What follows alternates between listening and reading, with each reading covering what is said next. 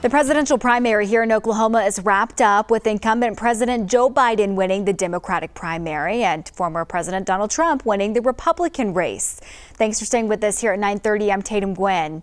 I spoke with our political analyst Scott Mitchell about the race. Here's our interview. News on 6 political analyst Scott Mitchell joins us tonight. Scott, the AP called both races here in Oklahoma quickly, no surprise. We'll start with former President Donald Trump winning the state over his top challenger, Nikki Haley. Give me your initial thoughts, your initial reactions. It's like Gomer Pyle, surprise, surprise, surprise. Not surprised at all, obviously. And either one of these races, I'm not sure Super Tuesdays mattered since 1988. There's just really not much drama or intrigue left in these. This was a Southern state strategy. Really doesn't mean much anymore. It's predictable what happened. Oklahomans overwhelmingly Republicans, and Oklahoma turn out for the former president, Democrats supporting the current president. Let's talk about Nikki Haley's path forward. What does that look like after tonight? And you mentioned something earlier. What could her influence be going forward if the path doesn't look like she stays in this race? A great question. I don't know. If she had gotten out maybe a month ago, she might have had more influence. And I think that probably the influence that she had maybe, a couple of weeks ago has waned. And I'm not sure. But there's still about 25% of Republicans, what she symbolizes, they say, are not going to vote for former President Trump. That's a significant portion of the Republican electorate. Every vote's going to count, to use an old phrase.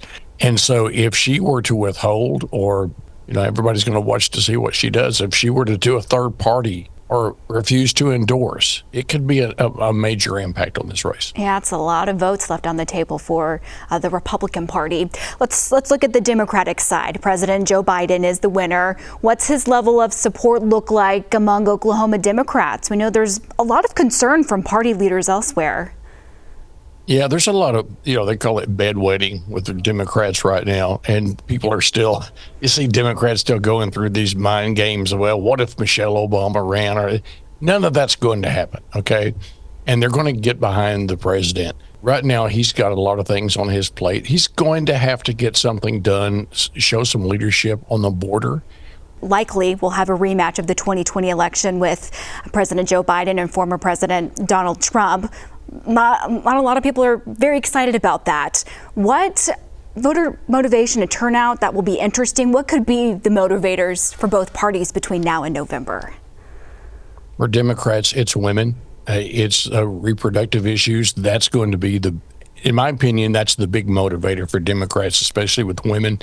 And then factor in what we just talked about. If Nikki Haley does not enthusiastically support former President Trump, you could have a double whammy there in terms of Republican women. And remember, her numbers show about 25% of Republicans just aren't going to vote for former President Trump. So if you combine enthusiasm on the Democrat side by women and a lack of enthusiasm by Republican women, that could be deadly for the former president in terms of turning out your voter base. They have to be motivated, and Democrats simply, the data shows, early data this morning when I was talking to Kyle Loveless with WPA, he said, Democrats are not as enthusiastic, but 8 months is an eternity. We'll see people start to get motivated on both sides. Sure, of course. Scott, always great insight. Thank you so much for your time this evening. Thank you.